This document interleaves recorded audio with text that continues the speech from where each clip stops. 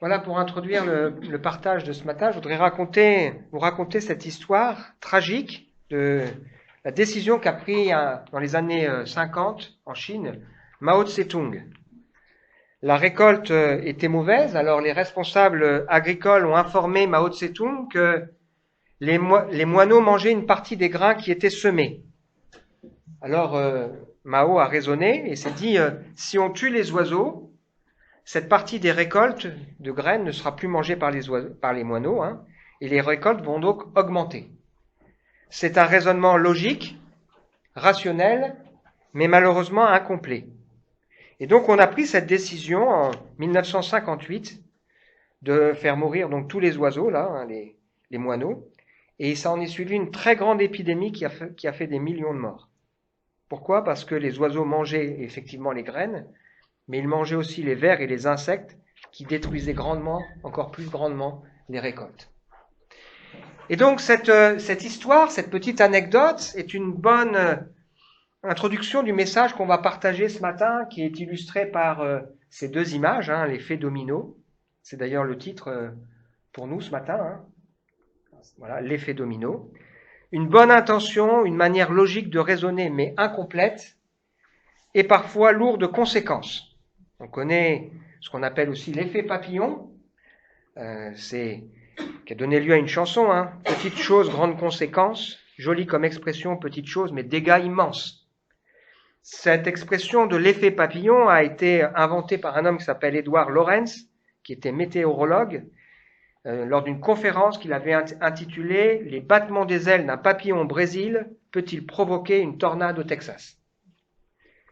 L'effet papillon est en rapport avec ce qu'on appelle la théorie du chaos, c'est-à-dire une petite décision, un petit effet qui a des conséquences très fortes et très grandes. Il y a de nombreux films qui existent avec l'idée de pouvoir remonter dans le temps pour changer un événement et changer ainsi le cours de l'histoire.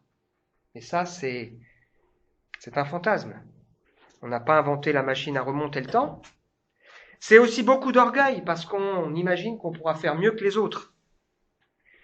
Et on sait qu'il y a ce principe, en thermodynamique en particulier, c'est que le désordre, il augmente toujours. Tout cela nous rappelle que la bonne volonté ne suffit pas, qu'on a du mal à mesurer les conséquences de nos actes, que souvent on se trompe dans notre raisonnement parce qu'on est loin de tout savoir, de tout maîtriser. Notre vie est interdépendante de celle des autres, de la société dans laquelle nous nous trouvons. Et on subit les conséquences du choix des autres, des décisions des autres, mais aussi de nos propres choix.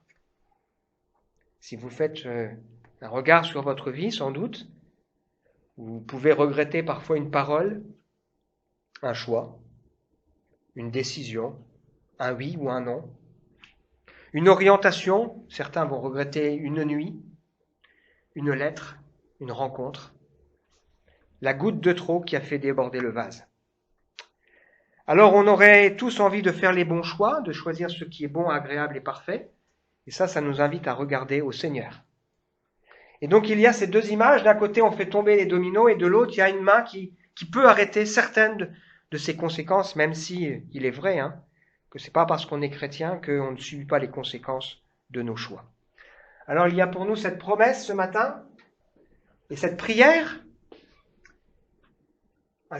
qui est inspirée donc de ce texte de la lettre de Paul aux Romains, qui nous parle de la sagesse incomparable de Dieu. Dieu est infiniment plus sage que nous. Il nous dit qui a connu la pensée du Seigneur, qui a été son conseiller, qui a fait des dons pour être payé de retour. Tout vient de lui, tout subsiste par lui, et pour lui, à lui soit la gloire à jamais. Amen. Et donc la prière, je vous invite donc, frères et sœurs, à cause de cette immense bonté de Dieu, à lui offrir votre corps comme un sacrifice vivant, saint, qui plaise à Dieu. Ce sera là de votre part un culte spirituel. Ne vous laissez pas modeler par le monde actuel, mais laissez-vous transformer par le renouvellement de l'intelligence pour pouvoir discerner la volonté de Dieu, ce qui est bon, ce qui lui plaît et ce qui est parfait.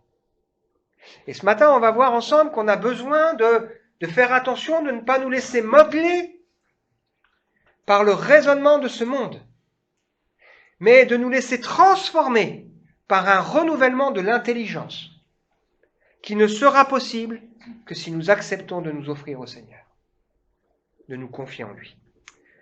Alors on est en ce moment en train de lire ensemble, de découvrir ensemble l'histoire d'Abraham, mais à travers l'histoire d'Abraham, surtout d'essayer de comprendre ce que Dieu veut pour ma vie.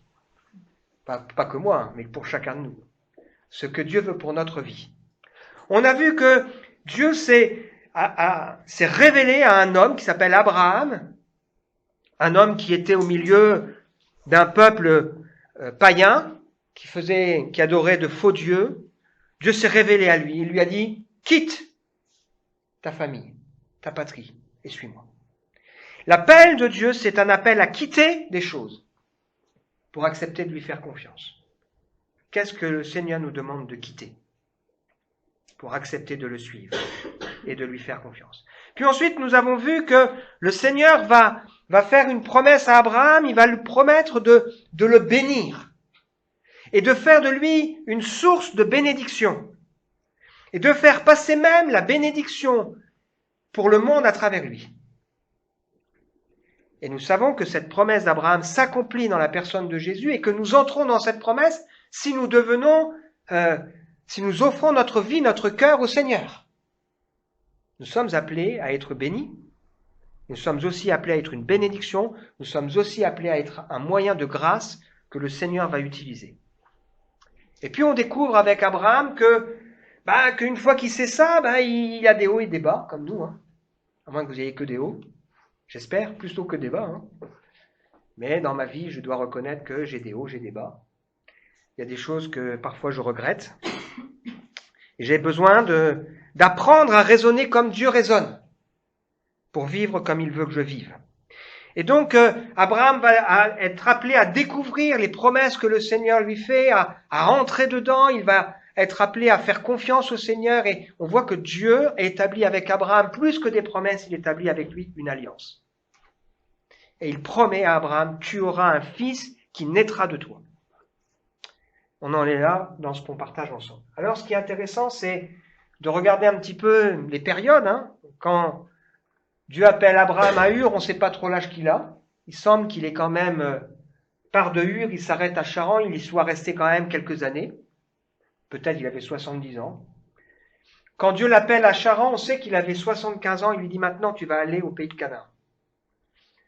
Il lui montre la promesse, il l'invite à parcourir cette promesse au moment où il se sépare de Lot. On peut réécouter ça sur le site de l'église. Puis Dieu lui promet un fils. Et l'histoire qu'on va lire maintenant se passe 10 ans plus tard. Parce que pendant 10 ans, il ne s'est rien passé. C'est dur, hein? Et donc l'histoire qu'on va voir ensemble se passe 10 ans après. Nous aussi, dans nos vies, parfois c'est compliqué, on a de la bonne volonté, mais on a du mal aussi à déposer certaines choses au Seigneur. Alors tout à l'heure, dans le petit partage qu'on avait avec les enfants, on a dit que on n'a pas inventé les allocations familiales, puisque l'histoire de Moïse nous montre que Dieu avait déjà fait les choses. Et aujourd'hui, on parle beaucoup d'un autre sujet. On parle beaucoup de la gestation pour autrui, la GPA. On n'a pas inventé non plus la GPA, parce que la Bible nous en parle, à travers l'histoire qu'on va lire ensemble. Comme quoi, la Bible reste d'actualité. Genèse, chapitre 16, les versets 1 à 6. Sarai, la femme d'Abraham, ne lui avait pas donné d'enfant, mais elle avait une esclave égyptienne nommée Agar. Sarai dit à son mari, tu vois, le Seigneur m'a empêché d'avoir des enfants, je pourrais peut-être avoir un fils grâce à mon esclave. Passe la nuit avec elle. Abraham accepta la proposition de Sarai. Sarai prit alors son esclave Agar et la donna comme femme à Abraham son mari. Il y avait 10 ans qu'Abraham habitait le pays de Canaan. Abraham passa la nuit avec Agar qui devint enceinte. Quand elle sut qu'elle attendait un enfant, elle regarda sa maîtresse avec mépris. Sarai dit alors à Abraham, « À toi de supporter les conséquences de l'injure qui m'est faite. C'est bien moi qui ai mis mon esclave dans tes bras, mais depuis qu'elle s'est vue enceinte, elle s'est mise à me mépriser. que le Seigneur soit juge entre toi et moi. Abraham lui répondit, c'est ton esclave, elle est en ton pouvoir. Fais-lui ce qui te plaît. Alors Sarai maltraita tellement Agar que celle-ci s'enfuit dans le désert. Alors c'est intéressant pour nous de regarder cette histoire à travers le regard de 4 personnages. Le premier regard que je vous invite à considérer, c'est celui de Sarai. Comment elle vit les choses? Sarai, c'est une femme qui souffre.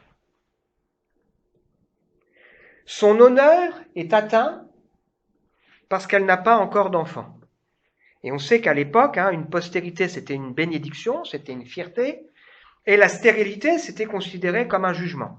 Et donc, c'était difficile pour elle de le porter, vis-à-vis d'elle-même, mais aussi vis-à-vis du regard des autres. Elle souffre vis-à-vis aussi de son mari. Pourtant, c'est une femme croyante. C'est aussi une femme qui sait que Dieu qui a fait une promesse, mais dans son problème, elle ne se place pas devant le Seigneur. Alors elle réfléchit, comme Mao Tse-tung, c'est logique. En plus, c'est légal, c'est autorisé par la loi de l'époque. C'est pas le problème que ce soit bien ou pas bien, c'est légal. Alors, comme elle est croyante, c'est pas une mauvaise femme, eh bien, elle dit à son mari, prends ma servante là, et puis tu auras un fils à travers elle. Peut-être même Dieu, il nous bénira à travers ça. Elle n'a pas compris que la foi, c'est autoriser Dieu à regarder aussi nos émotions et nos souffrances. C'est aussi autoriser Dieu à ouvrir notre cœur et nous à ouvrir ce cœur devant Dieu en disant « Mais Seigneur, j'ai mal, je souffre, c'est difficile. » Il y a quelque chose sur lequel on n'insiste pas assez, je pense, dans nos églises, et j'en suis responsable ici, c'est que dans la Bible, il y a ce qu'on appelle des lamentations. Il y a des complaintes. Et c'est important dans notre vie, parfois, d'exprimer devant Dieu nos lamentations et nos complaintes. Ça fait partie de la vie. Ézéchiel, chapitre 18, nous dit ceci, verset 31. « Rejetez loin de vous toutes les transgressions par lesquelles vous avez péché. Faites-vous un cœur nouveau et un esprit nouveau. Pourquoi mourriez-vous, maison d'Israël? Car je ne désire pas la mort de celui qui meurt, dit l'Éternel, le Seigneur. Convertissez-vous donc et vivez. Et toi, prononce une complainte sur les princes d'Israël. » Donc il invite ces gens à renoncer à leur péché, à changer dans leur mentalité, à se tourner vers Dieu parce qu'il ne veut pas la mort. Et il dit, prononce une complainte. Et dans nos vies, nous avons parfois besoin d'apprendre à exprimer devant Dieu aussi les difficultés que l'on ressent. Elle est croyante, elle croit que Dieu dirige les circonstances, mais elle n'est pas à l'écoute. Elle n'est pas dans la dépendance et dans cette intimité de Dieu. Elle va même jusqu'à l'accuser, c'est Dieu qui m'a rendu stérile, qui m'a empêché d'avoir des enfants. Et là, avec sa décision, l'effet domino se met en place. Arrive ce qui doit arriver, la servante est enceinte, et maintenant elle regarde sa maîtresse d'une manière différente, avec du mépris. Et Sarah, au lieu de souffrir moins, elle souffre plus. C'est encore plus compliqué, plus difficile. La foi, c'est laisser Dieu faire. Quand on veut y mettre les mains de l'homme, les grosses pattes de l'être humain, on fait beaucoup de bêtises. Non, la foi, ce n'est pas « aide-toi et le ciel t'aidera ». C'est laisser Dieu agir. L'incrédulité, elle remplace l'homme par Dieu. La foi, c'est Dieu qui utilise l'homme parfois pour faire son œuvre. Puis Sarah, elle n'assume pas ses actes. Elle dit à son mari, « Mon outrage, c'est ton outrage. C'est trop dur. » Alors ça retombe sur toi. Elle est blessée, elle est blessante. Sa fidèle compagne, qui était avec elle depuis 10 ans, devient sa pire ennemie. Elle ne prend même pas en considération la conséquence de ses actes. Alors Abraham lui dit, fais ce que tu veux, je suis d'accord. Puis elle pourra toujours dire, c'est Abraham qui a dit. C'est lui qui a dit que je pouvais la chasser ou la maltraiter. Agar devient la méchante.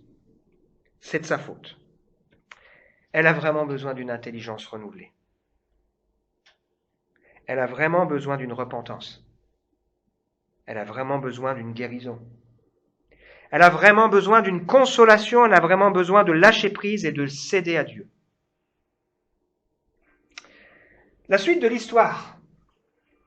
L'ange du Seigneur la vit près de la source qui est sur la route de Chour, donc il est question d'Agar ici, et lui demanda, Agar, esclave de Saraï, d'où viens-tu et où vas-tu?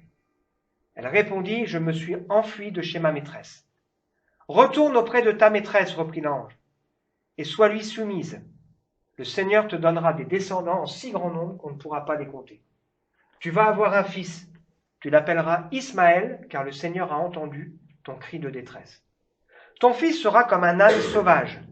Il combattra contre tous et tous combattront contre lui. Il vivra seul à l'écart de tous ses semblables. Agar se demandait, ai-je réellement vu celui qui me voit? Et elle donna ce nom au Seigneur qui lui avait parlé, tu es El-Roi, le Dieu qui me voit. C'est pourquoi le puits qui se trouve entre Kadès et Béred est appelé puits de l'Aï-Roi, ou puits du vivant qui me voit. Agar mit au monde un fils que son père Abraham nomma Israël.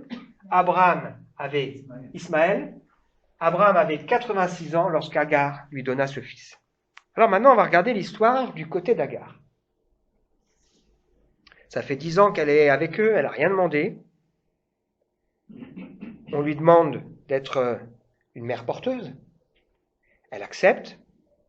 Et puis, il semble dans l'histoire qu'elle ne dit pas forcément grand-chose, mais son attitude change. Et ça blesse sa maîtresse. Elle regarde sa maîtresse de haut. Elle n'est pas capable de voir la souffrance de sa maîtresse.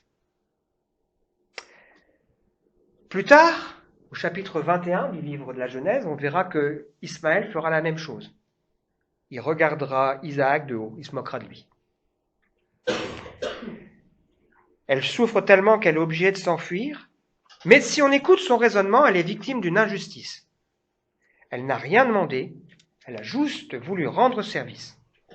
Elle a obéi, mais Dieu va aller à sa rencontre et il va lui poser 2 questions. D'où viens-tu? Et où vas-tu? Réfléchis à ce qui s'est passé. Regarde la voie sur laquelle tu te trouves. C'est une voie sans issue. Et on voit ici que Dieu veut la bénir. Mais pour cela, il y a pour elle un chemin à passer. Elle doit retourner vers sa maîtresse. Pas vers Abraham. Elle doit s'humilier, demander pardon, reconnaître ses torts et accepter l'autorité de sa maîtresse. Elle se dit, je suis victime. Et Dieu lui dit, tu as mal agi. Et Dieu se révèle à elle comme le Dieu qui voit sa souffrance, qui voit la situation dans laquelle elle se trouve, mais qui voit aussi ce qu'il y a dans son cœur, qui voit aussi sa part de responsabilité. Et Dieu lui dit, tu vas appeler ton fils Ismaël, c'est-à-dire Dieu entend. Le Dieu qui parle est celui qui voit et celui qui entend. Et c'est ce qu'elle découvre. C'est intéressant pour nous parce que depuis quelques semaines, on se concentre sur la vie d'Abraham et parfois on pourrait avoir le sentiment que Dieu accomplit son plan avec un homme ou un groupe d'hommes et puis que les autres, c'est que des pions. Mais non, Dieu agit dans la vie de chacun. Il agit dans la vie d'Agar, comme il agit dans la vie de Saraï. Il va s'occuper de Saraï un peu plus tard pour lui parler. Et donc, chacun a son importance aux yeux de Dieu. Chacun a une histoire qui fait partie de la grande histoire.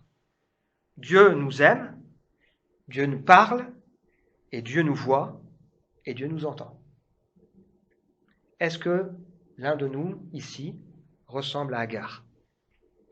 Se sent victime, incompris, manipulé, a le sentiment qu'il subit alors qu'il n'a rien demandé.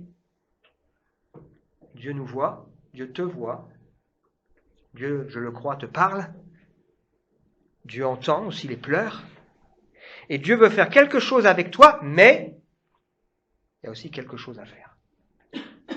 Se repentir, reconnaître aussi son cœur méchant, mauvais,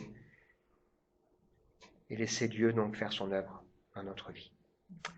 Sarai a besoin d'une intelligence renouvelée, d'un raisonnement différent, mais Agar aussi.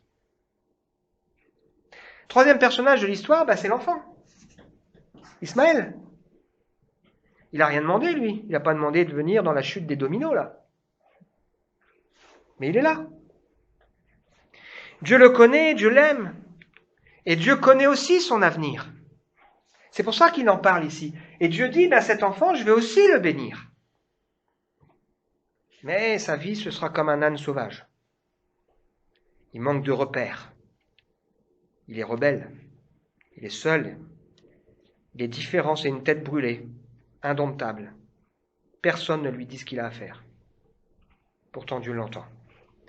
Et l'Évangile, c'est un message qui nous montre que dans nos vies, nos erreurs ont des conséquences, mais c'est aussi un message qui nous dit que Dieu est celui qui nous voit, celui qui nous entend, et celui qui veut faire quelque chose pour nous. Et pour celui qui ouvre son cœur, qui accepte de s'humilier quand il y a, de reconnaître, oui, Seigneur, pardon pour mes réactions, même si je suis victime sur certains points, qui accepte aussi de laisser le Seigneur devenir le Seigneur de sa vie, Dieu fait toutes choses nouvelles. Et la Bible va même jusqu'à dire que Dieu est capable de nous faire oublier toutes nos peines. C'est une autre histoire, l'histoire de Joseph, qui est chassé par ses frères, injustement. Il a 2 fils. Le premier, il appelle Manassé. Dieu m'a fait oublier toutes mes peines. Ça ne veut pas dire qu'il est devenu amnésique. Ça ne veut pas dire qu'il a oublié, c'est-à-dire qu'il ne sait plus ce qu'on lui a fait, mais ça veut dire que Dieu est passé sur son cœur et sur sa vie. Pour que ces peines, ces souffrances-là, Dieu puisse s'en servir. La vie de cet enfant, Ismaël, a du prix aux yeux de Dieu. Elle a aussi du prix aux yeux de son père. On découvre dans le chapitre suivant que Abraham va prier pour lui. Il s'en fiche pas d'Ismaël.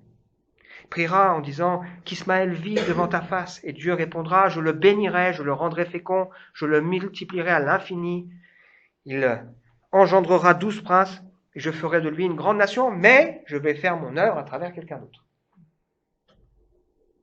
Dieu interviendra encore dans sa vie, dans ses pleurs, et Ismaël aura lui aussi besoin d'une intelligence renouvelée. Et puis le dernier personnage, le 4e personnage, c'est notre Abraham. Un homme qui a foi, qui croit. Il a choisi de dire, voilà, je crois en Dieu et je fais confiance à Dieu, je quitte des choses pour marcher avec Dieu. Ma vie, je la remets au Seigneur. Mais il a besoin de comprendre que la foi, l'espérance et la patience, c'est 3 choses différentes et complémentaires. La foi, c'est le fait de faire confiance à Dieu. L'espérance, c'est le fait d'imaginer la promesse et de vivre comme telle. Si j'ai l'espérance de la gloire de Dieu, du royaume de Dieu, de ce moment où je paraîtrai devant sa présence, je vais vivre comme tel. Je sais que je suis pas seulement voyageur, mais je suis étranger aussi sur la terre. Et donc, si j'ai cette espérance, dans les moments compliqués et difficiles, je m'accroche à cette ancre qui est pénétrée au-delà du voile, là, et ça peut être ballotté de toutes parts. Je sais que ma vie sur terre, c'est qu'un passage. Il y a quelque chose de plus grand qui m'attend. Et ça, c'est précieux. Je sais aussi dans mon espérance que le Seigneur ne conteste pas sans cesse. J'ai fait des erreurs dans ma vie. Le Seigneur ne conteste pas sans cesse. Il ne revient pas dessus sans cesse en disant « Tu sais, tu as fait ça, nanana. » Ça, c'est pas Dieu. Mais maintenant, j'ai besoin d'apprendre la patience pour laisser le Seigneur agir en son temps. C'est pour ça qu'on a lu tout à l'heure en introduction au culte, il est bon d'attendre en silence le secours de l'Éternel. Parfois, on veut tellement aller vite. Moi, je suis souvent un homme pressé. Regardez comme un sujet de joie complète les diverses épreuves auxquelles vous pouvez être exposés. Parce que l'épreuve de votre foi, elle produit la patience. Et il faut que la patience accomplisse parfaitement son œuvre pour que vous soyez trouvés parfaits et accomplis. C'est ce qu'on a vu tout à l'heure. Nous attendons pour ce qui vous concerne des choses meilleures, favorables au salut, car Dieu n'est pas injuste pour oublier votre travail et l'amour que vous avez montré pour son nom. Ayant rendu et rendant encore des services aux saints, nous désirons que chacun de vous montre le même zèle pour conserver jusqu'à la fin une pleine espérance, en sorte que vous ne vous relâchiez point et que vous imitiez ceux qui, par la foi et la persévérance, hésitent des promesses. La patience, la persévérance, ça va un peu ensemble. Dans le livre de Malachie, on parle d'Abraham comme on évoque les insensés qui vont laisser leur femme, mais il est question d'Abraham en disant qu'il a manqué de bon sens, il cherchait une postérité que Dieu lui avait promise. Les deux femmes, Agar et Sarai, vont donner naissance à deux fils qui seront deux alliances. L'une qui représente la religion, la servitude, l'autre qui représente la foi et la cité céleste. Et l'exemple d'Abraham est là pour nous interpeller parce qu'Abraham, il a commencé par la foi, il a continué par les œuvres. Ou il aurait pu continuer par les œuvres. Quelle claque pour lui quand Agar est revenue et lui a dit « Dieu m'a parlé et le fils qu'on va avoir, on va l'appeler Ismaël. » Dieu entend. Vous imaginez une servante qui lui dit ça. Et il est obligé d'écouter. Les petits arrangements humains n'accompliront jamais l'œuvre de Dieu. Abraham a besoin d'une intelligence renouvelée. Conclusion, est-ce que Dieu ce matin nous parle à travers l'histoire de Sarai? Elle souffre, donc elle fait souffrir les autres. Elle a du mal à assumer ses actes. Elle prend Dieu à témoin. Elle reproche des choses à son mari. Elle a besoin d'ouvrir son cœur devant Dieu, de déverser ça pour que Dieu mette son baume et sa grâce. Est-ce qu'on ressemble à Agar? On est victime, on n'a rien demandé, on a voulu juste rendre service. D'où viens-tu? Et où vas-tu?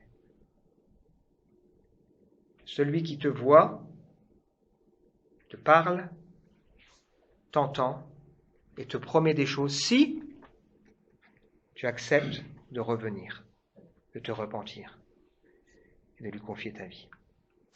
Est-ce qu'on ressemble à Ismaël, une victime collatérale qui n'a rien demandé, qui n'a pas eu son mot à dire? Un âne sauvage, une tête brûlée, qui a besoin aussi que Dieu agisse dans sa vie, parce que Dieu aussi l'entend. Il porte un nom quand même qui est significatif. Dieu qui veut transformer le mal en bien. Est-ce qu'on ressemble à Abraham? Il a foi en Dieu, il espère, mais il est impatient. On commence de la bonne manière, mais on en oublie l'essentiel.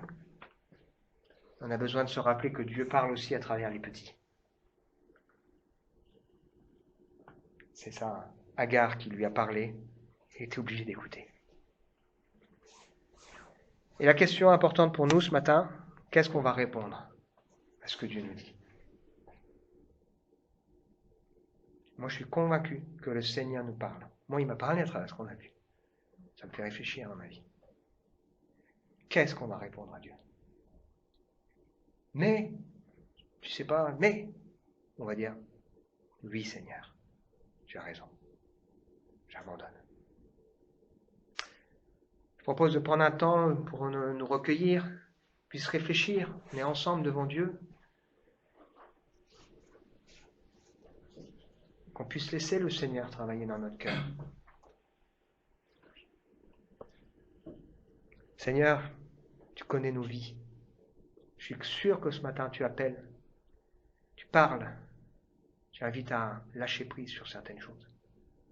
Tu veux qu'on arrête de raisonner comme des humains, comme Mao Tse-tung, là, qui prend des décisions logiques, mais qui en oublie qu'il y a des autres conséquences, plein de choses qu'on ne maîtrise pas.